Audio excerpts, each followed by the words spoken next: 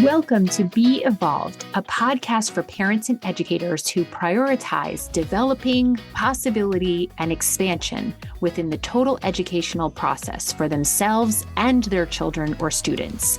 We invite you to listen to the podcast with your child or student in mind and with yourself at the center of the learning experience.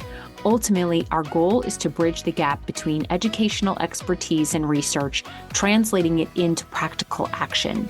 Gaining knowledge plus taking action is what it means to be evolved. Hi, everyone. Welcome to the May edition of Be Evolved. I'm so excited for today's conversation. It's so timely as in May, all of our students who are going to be going off to college have this settled. And so we're all now able to think towards the future, think towards what is this experience going to be like. Let's try to make this the very best possible experience that we can for our students. And to help you with all of this, we have a wonderful organization that I'm so excited to introduce you to, GapWell. And we're going to talk today with Lee and Miles and Seth about their program.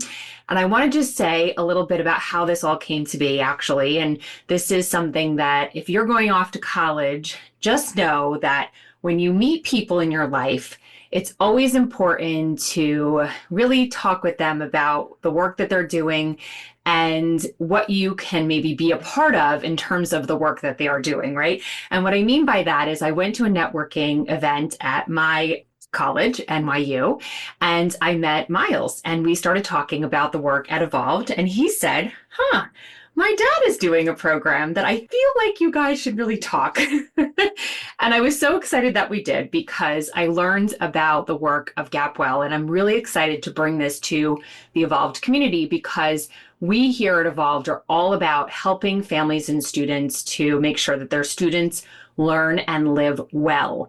And that requires resources and instruction and really meaningful engagement. And that's really what GapWell is all about. So I'm going to let everyone introduce themselves to you, and then we're going to get to some really important questions that we have prepared, questions that I know are on your mind, that's for sure. So actually, Miles, why don't we start with you, since the conversation here today really became possible because you really made it possible for us to connect. So why don't you tell us a little bit about yourself, what you're up to right now, and then you can throw it right over to your dad, and we'll get Lee involved right after that. Does that sound good? All right, Miles, go ahead. Introduce yourself to us. Awesome. So yeah, I'm Miles. I am a current student athlete at NYU studying psychology. I'm looking to go into organizational psychology and help businesses with their employee management, their recruiting processes, and I really just have an interest in people in general. So that's where I kind of lend my hand to GapWell and help kids transition to college. That's amazing. And your dad, Seth, why don't you introduce yourself to us? Thank you. And thank you for inviting us to join you on your podcast. Thank you for letting me bring my son. Miles, thanks for making this introduction. It's a great way to start the week. And Mary, you're not the first person that Miles has called me and said, you really need to meet this person. I'm telling you, this is going to be a great conversation. And once again, Miles was right. I am one of the co-founders of GapWell, which we launched about 2 years ago. And my background before this was I went to Brandeis for my undergrad. My next door neighbor my freshman year was Lee, my co-founder in the business. So that's a fun origin story. I went to Wharton for my MBA. I've been working in marketing supply chain globally for the last 20 plus years. And then during COVID, Lee and I were talking about ways that we could really make a difference. And this was a moment in time with an idea that was incredibly relevant to us as parents and as people that were on the front lines of, young adults transitioning from high school to college and beyond. And so everything kind of fell into place really quickly. And then I've got, a whole crew of people in my family who are experiencing this firsthand, either as students or parents. So it's been a really great way to see this both problem and opportunity and coming up with creative ways of how to solve that problem. So super excited to talk about this topic with you today. Lee? Well, it's great to meet you. As Seth said, I am the co-founder of GapWell with Seth. My name is Lee Sosin. I spent most of my career in the media industry, working for companies like Hearst, Yahoo, Time Inc., running huge content teams for them. And as Seth said, COVID, three kids either in college or about to be in college, and seeing how difficult this transition is and how different it is. And I hope we're going to talk about that, but how different it is today than it was when we all went to college. So Seth and I started on this journey of helping young adults from high school to college and then college to career, and it's been incredibly rewarding. Really great. Well, I just love that, first of all of you are really coming to this work with a genuine desire to help people. And I want to start with our first question. Really, it's so on so many people's minds, which is, if you're a parent listening and you have a student who's going off to college in the fall for the first time, or maybe the second time, maybe even the third time, right? We of course think it's just something we do as our students are starting the college process as a freshman, but perhaps, they're starting their sophomore year. Now they're really quite a different student. Maybe they're starting their junior year or their senior year. And, what are some of the pieces of advice that you're learning in your work at GapWell that parents can really know about to help their teens before they actually enter that college semester this August, let's just say? What are some things? Who wants to start? I'll be happy to jump in, and I'm sure Seth will pick up where I leave off. I think there's a couple of really important things that parents need to know before their kids go off to college. And there's certainly several critical things that they have to do. So let's start with what they have to know. And as I mentioned sort of in the intro, I think the most important thing for them to realize is how different college is today from when we all went. It is different. It's fundamentally different. It is more difficult, and Miles can talk about this as well. It is more difficult for freshmen to make friends, to get connected. It is more isolating. It is lonelier. The stats are through the roof at how much stress it is and how much pressure these kids feel. And so I think the first step for parents who want to support their kids in a better way is to, first of all, recognize that them just thinking back and thinking that it's, what was the best 4 years of my life, and you're going to have the best time, and it's the best.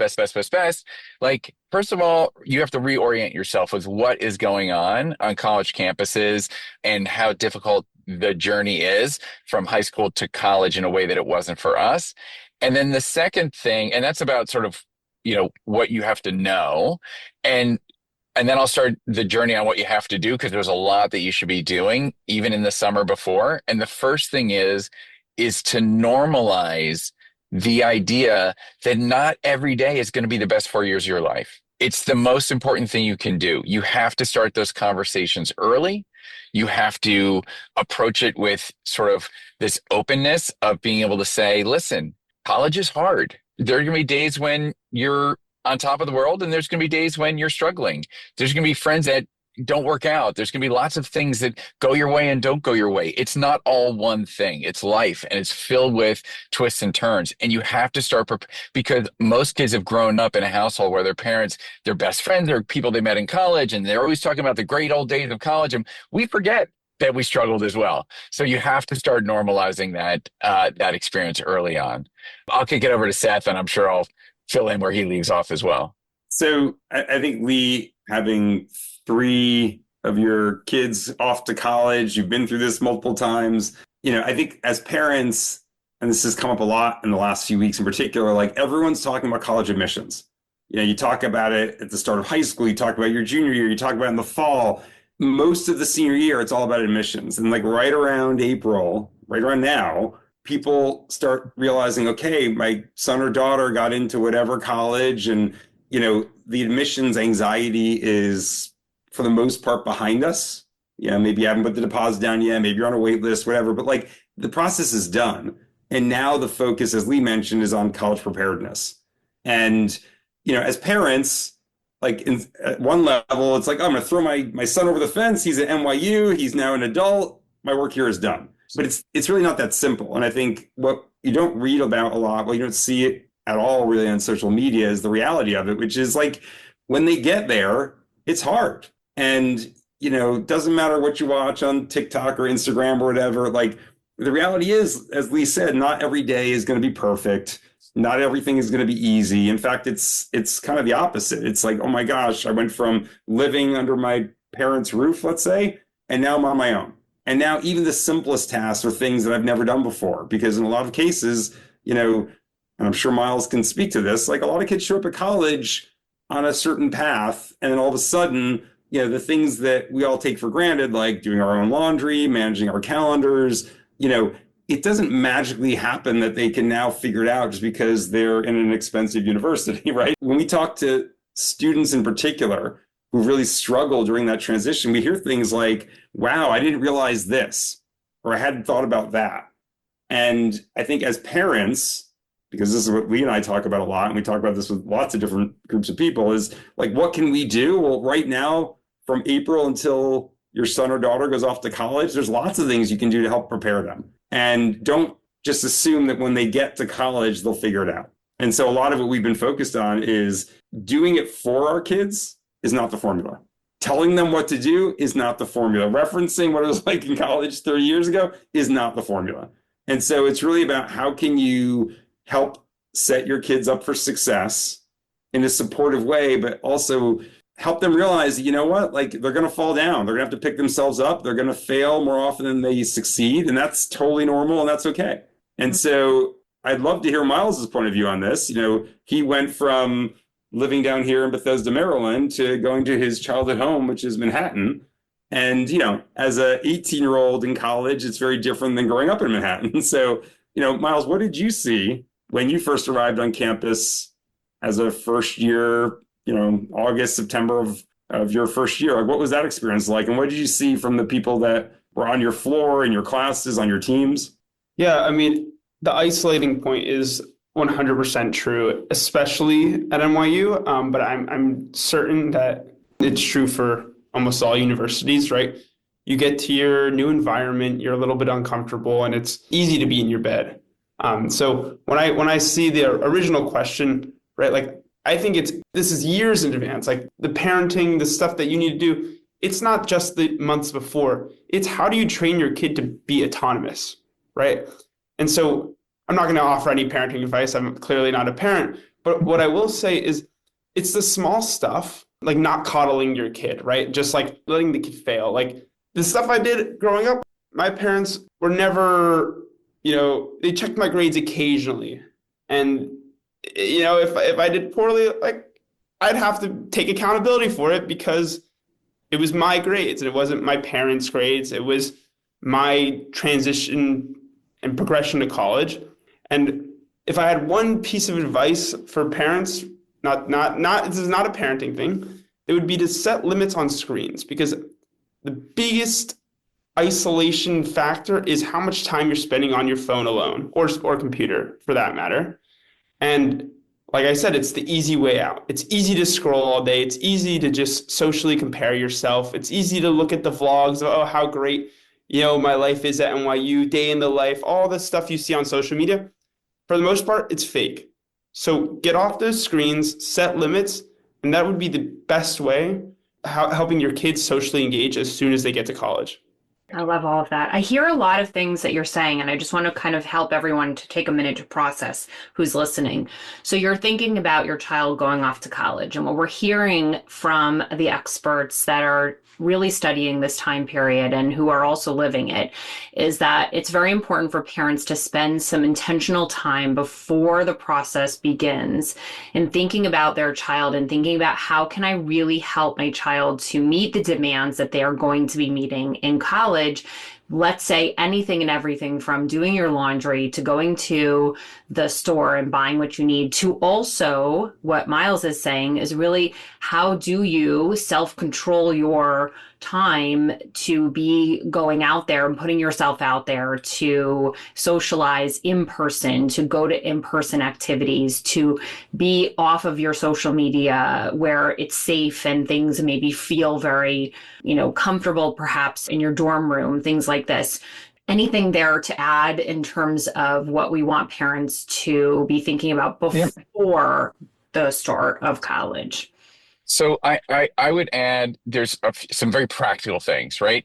There, we've been talking sort of at a high level about normalizing that it's difficult or understanding the struggles that your kids are going to have. And to Miles's point, it is making friends, and we'll talk about what we do at GapWell later on in the podcast. But most of what we do is we source advice from older students, and you would not believe how many older students want to give advice to first years about making friends. It is the number one topic because if you are not actively working at it, it doesn't happen. And so that's a big thing. But just for the summer, start now, right? Your kids need doctor's appointments. They have to get all their, all their physicals and everything. Let them make the appointment. Let them show up on time. Let them feel the consequences if they forget to show up to that doctor's appointment or the dentist's appointment, right? They have to start. After making friends, the second most popular topic is managing your time. And so you have to start your child on this journey of managing their own time, of being responsible, because when they're there, nobody's going to be telling them to go to class and nobody's going to be telling them that they have a paper due. It's just not going to happen. So this is part of their, if you think about like spring training, where obviously Miles is a baseball player, this is their spring training. Like they have to get the cobwebs out and start doing these very practical things, do their laundry. If you give your kid a weekly allowance, switch it to a monthly allowance or give them a lump sum at the beginning of the summer so they can learn how to budget. You can't, like, until you're doing it and practicing, just showing them how to turn on the laundry machine is not the same as teaching them how to separate and like what a temperature does and it's just, you have to really be intentional about some kind of learning curriculum for them for that summer. And a lot of it is just, as Miles said, developing autonomy, right? Managing your time, managing your money, showing up on time, doing your appointments, taking care of business. Like that's the most important thing you can help them learn over the summer. Amazing.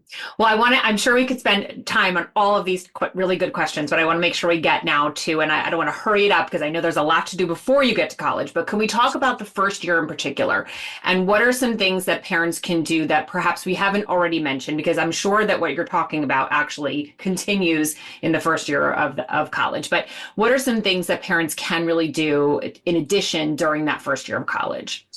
Well, I think speaking as a parent, the first thing I'll say is that it's important for us parents, particularly when your first kid goes off to college. So when Miles went off to college, it was my first time playing the role of parent, geographically far away from where my son was studying. And remembering that, like, while I want to give him advice and I want to tell him, do this, do that, my wife, who's the parenting expert, would tell me that's not a great way to teach our son to be successful for himself. And I listen to her, but I can tell you that asking open-ended questions, trying not to problem solve when Miles calls up and says, oh, I didn't get in the class I wanted to, or, I've got this challenge in my schedule, or like a lot of times when your son or daughter is reaching out to you, maybe they just want to vent.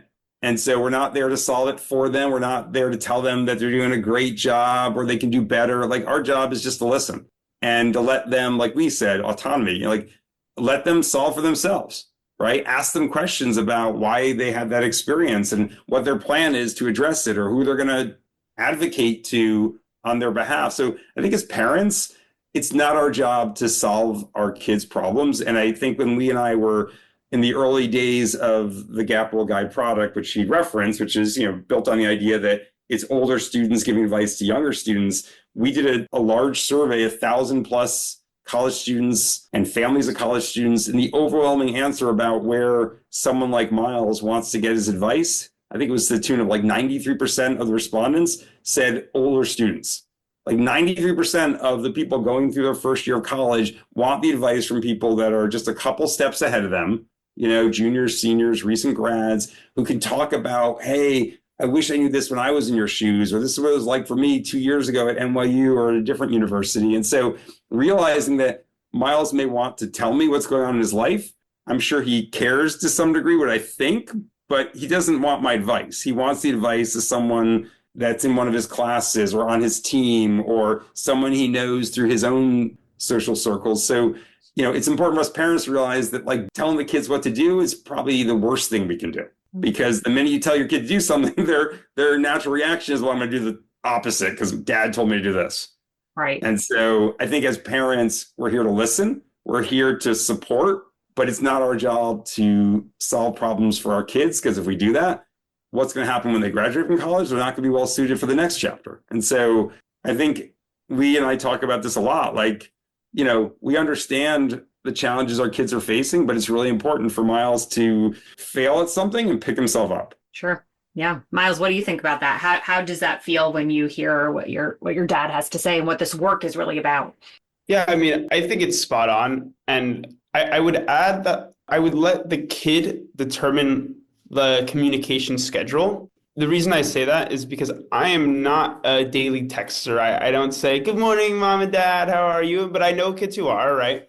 I have my weekly calls with my parents. We talk 30 minutes to an hour. It's great. And they see me relatively frequently, and it's perfect. And it's very natural. We spend quality time together, but I'm not preoccupied in my parents' stress. And unfortunately, I've seen a lot of my friends who have what I would qualify as helicopter parents have to deal with like reciprocal stress, right? They have their class stress, they have their social anxiety and everything. And then they also have their parents ringing them at, every waking hour. Oh, what'd you do today? Oh, is everything okay? Oh, did you see these people?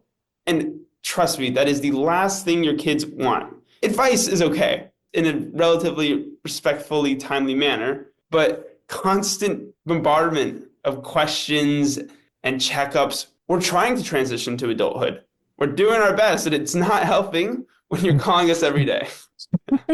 I'll just add that we have an advisor to GapWell, who's a renowned child psychiatrist and adolescent psychiatrist and specializes in teens and families. And, one of the things that she coaches is like, if you're the parent, and like texting is actually the worst because we're also available. So our kids never have to actually make a decision on their own, and they never actually have to work their way through a problem on their own, because the answer, the help is always literally a keyboard away, and it's 24/7.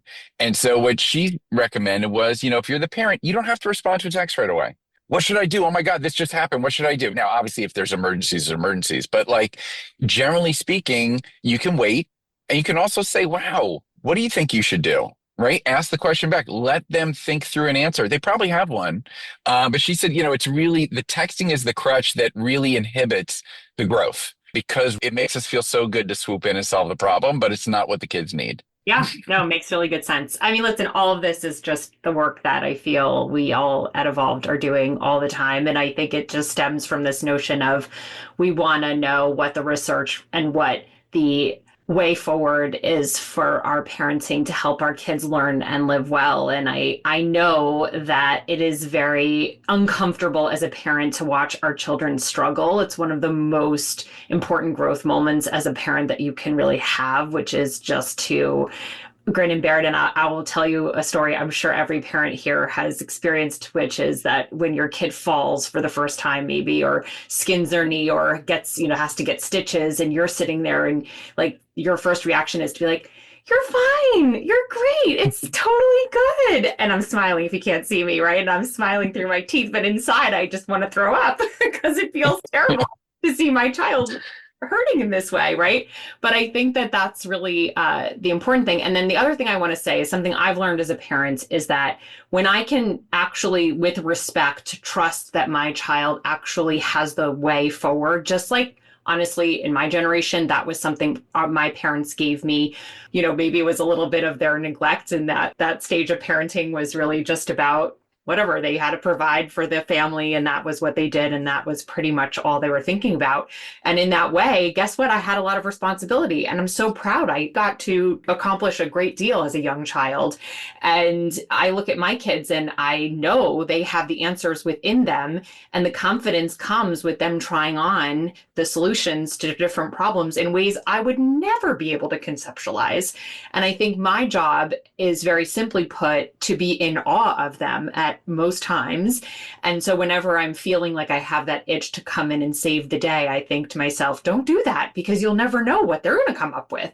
And that's part of the fun of this type of parenting, right? So I offer you all of those perspectives as you're listening, everyone, because I know that it's a transition for your kid, but it's going to be a transition for you too. And even if you're listening right now at the start of high school, you can start all of this like Miles and, Seth said and Lee said earlier in the podcast, start now. You don't have to wait until April before your kids are going off to college, right?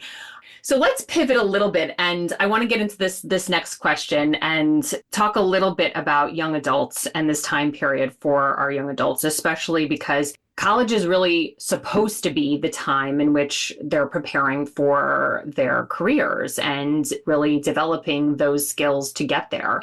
So what's going on in this particular area? What I want to ask is, what should young adults do who are trying to navigate an ever-changing early career landscape that is transforming dramatically due to AI, politics, global turmoil? Nothing seems to be staying the same, but almost in a mega intense way, right? And so I imagine, Miles, you're thinking about all of this right now.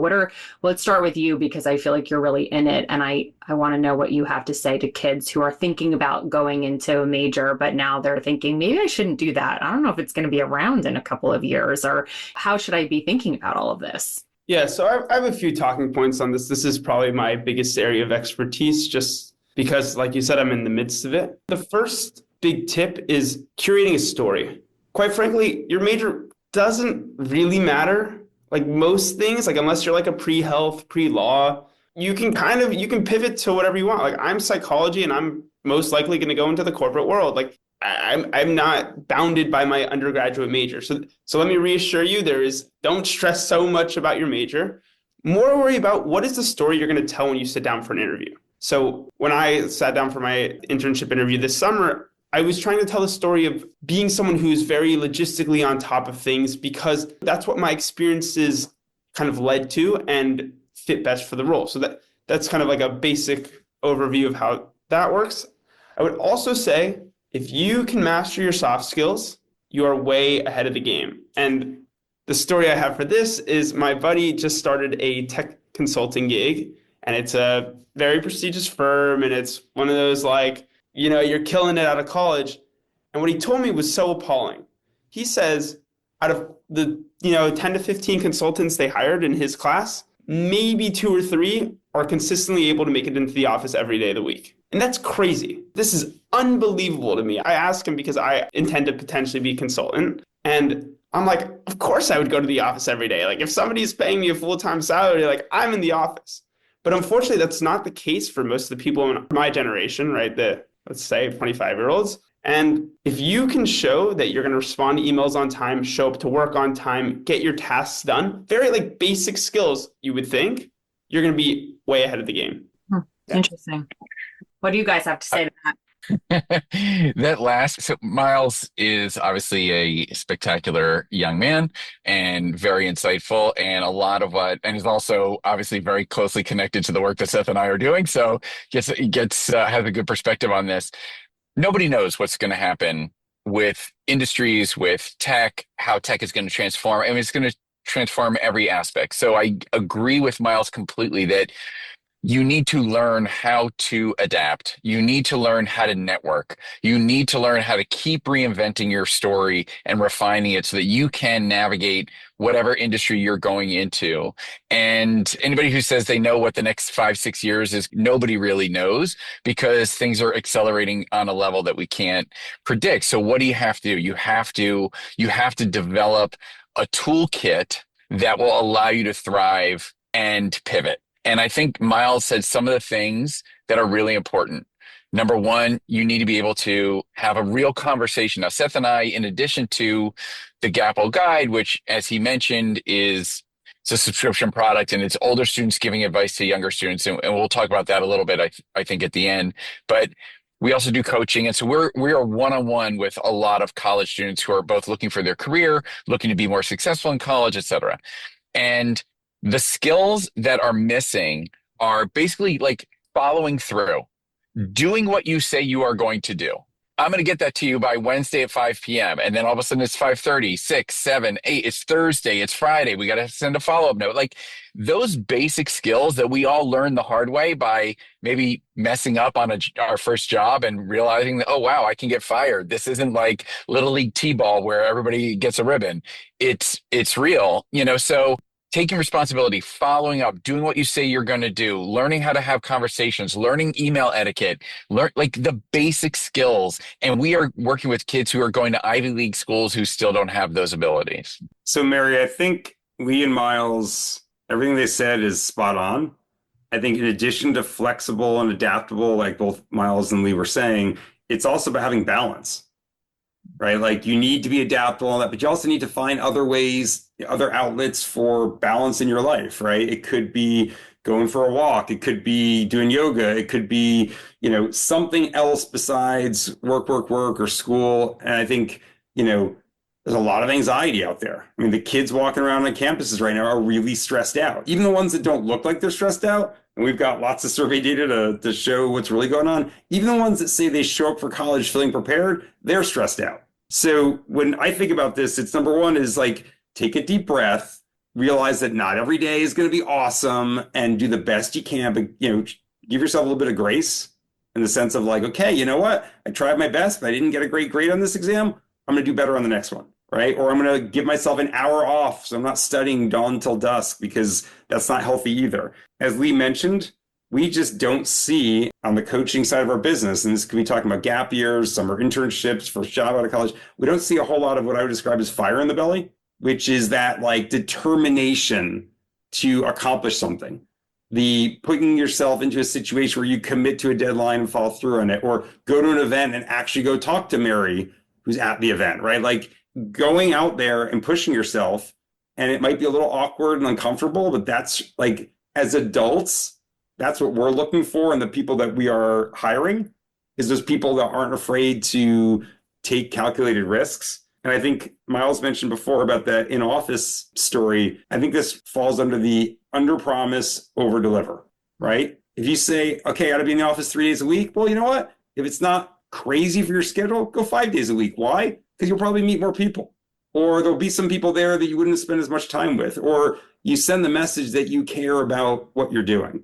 And the basics that we mentioned, the high schools aren't doing a great job preparing our kids. The colleges aren't doing a great job. Like, you get your degree, you get your, pedigree. But when Lee and I were teaching a class last fall to a room full of 41 first-year college students who were 3-4 weeks into their college experience, and we asked them, who's using a calendar? Less than half the hands in the room went up. Who has a to-do list? A few more people said yes. We looked around the room as adults and said, like, how do you keep track of your life, your schedule? Like, these things that are really basic that I'm guessing if we didn't use our calendars, some of us wouldn't have shown up for today's podcast. Like this kind of stuff is really, really important. And it's as important as the stuff that you see in the headlines and on social media and this and that. And I think, really focusing on the basics and over delivering is a huge differentiator right now, particularly in this generation. Yeah.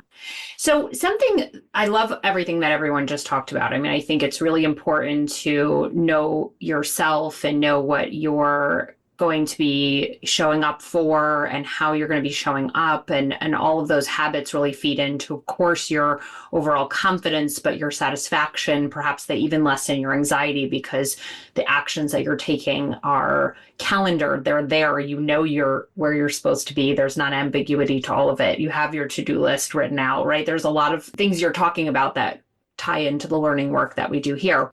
So what I want to just make sure everyone listening, now that we've kind of gone through some really nice content, some areas where parents, you can take and start doing some of the work. But I was really drawn to GapWell and that it is doing the work for us to learn about what our kids are experiencing and asking for. Can you all talk to us a little bit about GapWell and about the work that you do to understand the students' experiences and what they really are asking for and how you're then responding to what they're asking for?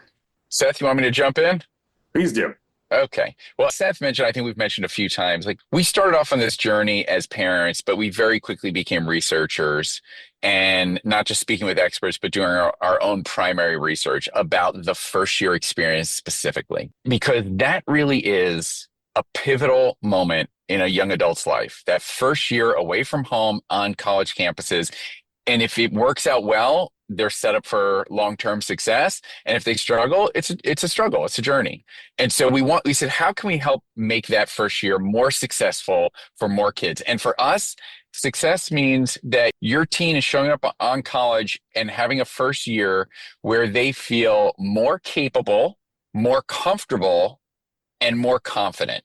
Those three things: capable, comfortable, confident. And if we can help young adults feel that way, they will thrive in college and they will go off and lead amazing lives.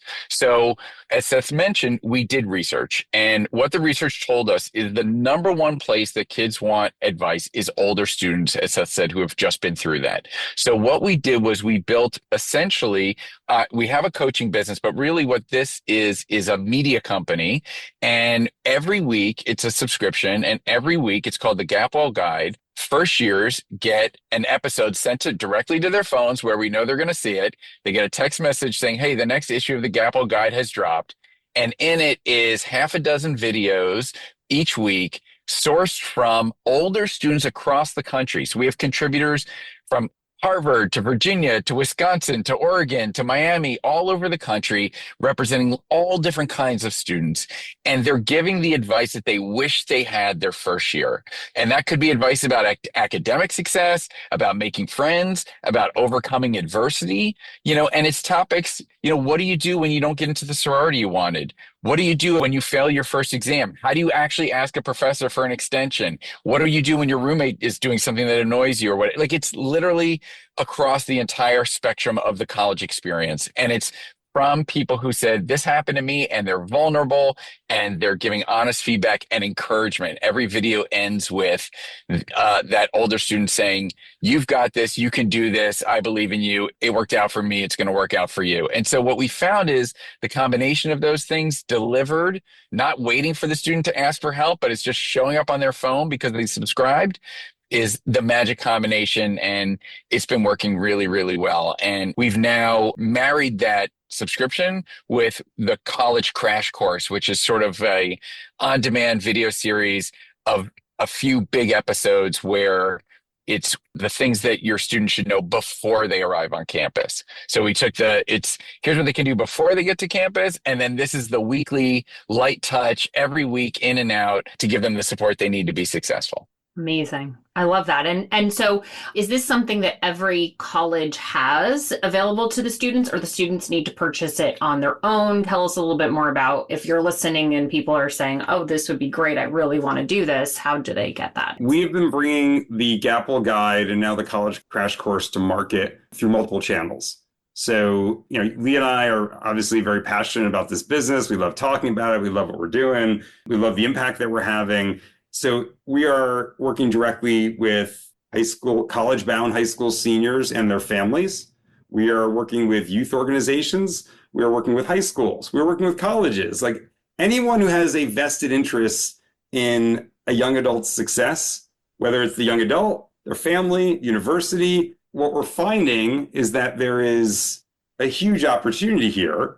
But again, the goal is for someone to say, you know what, like, who they want to listen to may not be the same as another kid, right? So Miles is a determined student athlete who likes to get stuff done, and that appeals to some of our subscribers. And then we have other subscribers who are like, hey, I want someone who's a little bit more nurturing, or I want someone who's actually an introvert because I can relate to that. And so, when you look at our lineup of 25 different wiser older students, you end up seeing all different perspectives. And we've gotten feedback that, it's not a one-size-fits-all approach.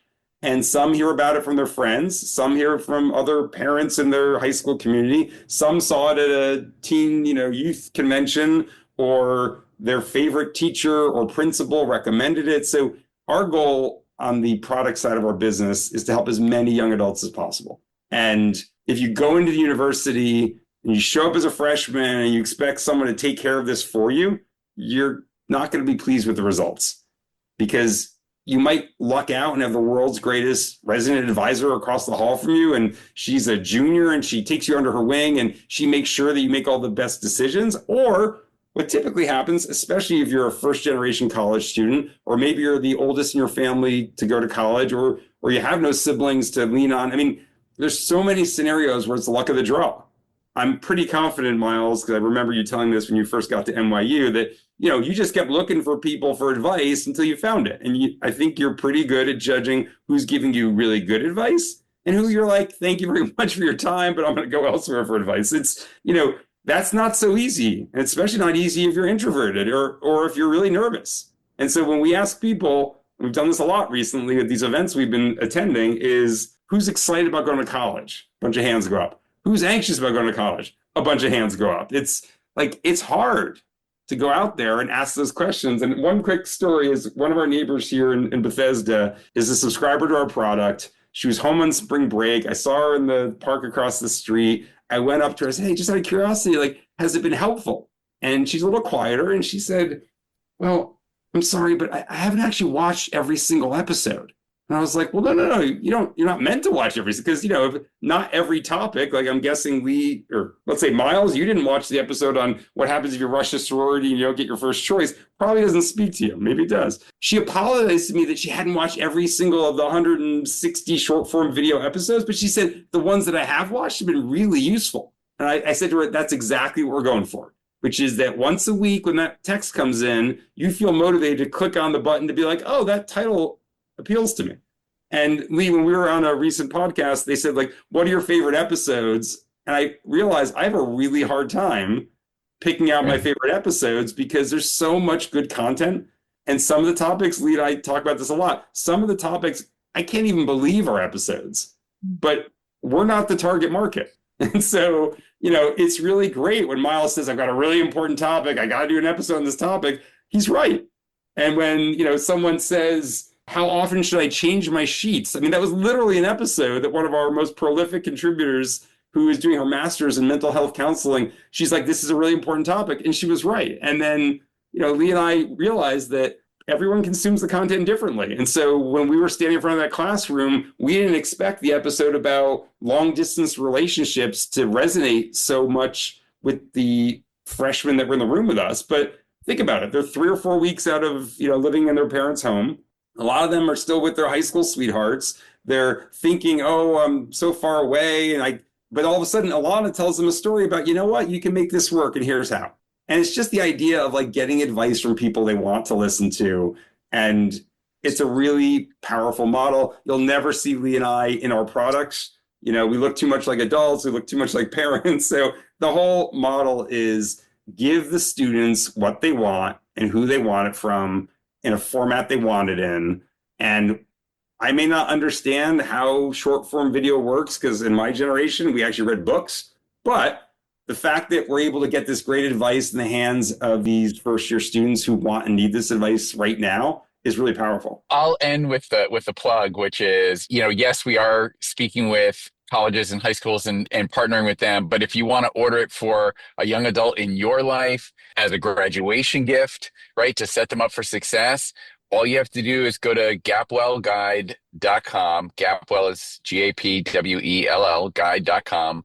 And we have a pre-order special going on right now. And it ends up being, less than a Netflix subscription, certainly less than textbooks, and certainly less than the amount of money you are putting into tuition. So it's a really good gift to give to your loved one or a family friend. Yeah. And I was just going to say before you said that, which I'm so grateful for everyone to get that resource. And we'll put, of course, in our show notes or anywhere that you receive this podcast, the resources that are available to you. But I just was thinking back to my time in college, and I remember there were struggles that I had, of course. And I remember there was a civic psychology class, actually, that I was really struggling with because it was so large and I really couldn't understand the content. And I was able to muddle through, but I was thinking, gosh, if I had someone a little older than me who had just been through a class like that to tell me some tips and tricks as to how to handle that particular class, I probably would have felt a lot better. I had to get through it anyway. And I think that's also just leading me into a conversation I had with a parent earlier this week. I guess it was now last week, but sometimes my days run into each other here. But he was just saying, it seems like we have to do so much more as parents these days. It seems like there's just so much more on our plates to do. And I was thinking about that when you were talking about the resources that are available for our students in this way. And I was thinking, yes, And that's because we live in the information age. That's because we're living with the internet. We're living with social media. We're living with access to all kinds of content, which can be very, very, very overwhelming. And what this program really does is it distills it in a way that is meaningful to the student. It's there in their phones, like you mentioned. Every week they can count on it coming. And listen, if it helps them to do that, which we even did many years ago, better, then they're going to be learning better than we were at that time. And that's really what we want for our kids when we sign them up for school and we're sending them to these institutions. We want them to be able to learn as well as possible to make the most of that experience. And that's what this is really, designed to do in a very impactful way. Miles, I'm curious just about anything you want to say about GapWell and your involvement. Is there anything else that your dad and Lee haven't said yet to let everyone know about it? I mean, I think they did a good job comprehensively describing their product. I have one thing. I was reading a book. This is just a piece of some wisdom, I guess. Like you said, we're in the information age. Everything's accessible. We have, like Lee and my dad have talked about, we're pumping out short form media. And I was reading this book and it said, we're so conditioned for bipolar disorder. And here's a tip. This is a living tip. So we work all day. We go to class. We study super hard in college. And we go party. We have our days off. What I would say to students entering adulthood, you are one person the whole time. There is no work miles and party miles. There's just miles. And what that looks like is being consistent with everything. So if I'm focused during my schoolwork, I'm also focused when I'm hanging out with my friends. I'm not going from super hard, super intense work to super chill because I'm trying to maintain consistency. And that is the best way to uphold your mental health throughout college. Mm-hmm. So that's my last piece. Thank you. That better be some good advice because he's a psychology student at NYU. I have to say, that's so interesting. I love what you said. I think you started with something that could be, it made everyone pay attention. What do you mean? How could that be? But I think what your point is it's really about having someone come into this college experience knowing themselves. And I think that's something that happens in young adulthood. We're in our development as humans, right? Between our adolescence and adulthood is this period of time in which we can really get to know ourselves in a very deep way because we have the metacognition to do it. And we're able to take our experience of having more independence, hopefully, with the assistance of our parents letting go of some of that, and also with the assistance of GapWell and guiding us as we go along, but also just really being secure and knowing that we can be ourselves in every way that we show up. And what a nice example it is for us to leave this conversation with that particular idea in mind. And I just want to say that, I'm so interested in this work because I love listening to students. I love hearing what they have to say. And I think GapWell has such an interesting model of really taking the time to listen to our students. And so all of the content that you're really getting is coming from the kids, and they're of course going to have so many different perspectives. And that's actually good too, because even though you may have thought about having your long distance relationship happen in this one way, and there's one kid that gives you the exemplar of having it in that one way, you might learn, oh wait, there's actually 4 other different ways to do this, and all are actually okay. And I think that that's something that we really celebrate here. Something I know in learning work to be absolutely true is that every single brain is unique. So although there are commonalities, you're going to be your own person. You're going to go through this in your own way. And these are just resources that are really going to help you to make the most of that journey of being your one and only self in this college transition. So I don't want to, of course, stop the conversation because I'm having so much fun with you all, but I know that there's so much work that we are doing here that you all are invited to continue this conversation. So I really do hope that you follow everybody in this podcast, listen to what they have to say as they go forward with the work. go find out about GapWell, get involved, make sure your kids have the subscription so that they can start that work, make sure your colleges know about it, and let's amplify this important start to this very important conversation. So I want to thank you all for being here today. I want to thank you, Miles, for the introduction and for showing up as you did in that alumni event. It was just so cool to talk with you and all of the kids that were there, all of the young adults who were there at the NYU session that we had. So thanks so much, everybody. And I will end us there. Thank you. Thank you, Mary. Thank you, Mary. Thank you. We hope you found this episode of Be Evolved helpful. If you did, please be sure to like, review, and subscribe. It really helps us to reach more listeners like you. Want to dive deeper into Pacific strategies? Join me on Supercast as a subscriber. For just $5 a month, you'll get access to my private weekly feed where I share exclusive ideas and answer audience questions about learning and admissions. Have a question or comment? I'd love to hear from you.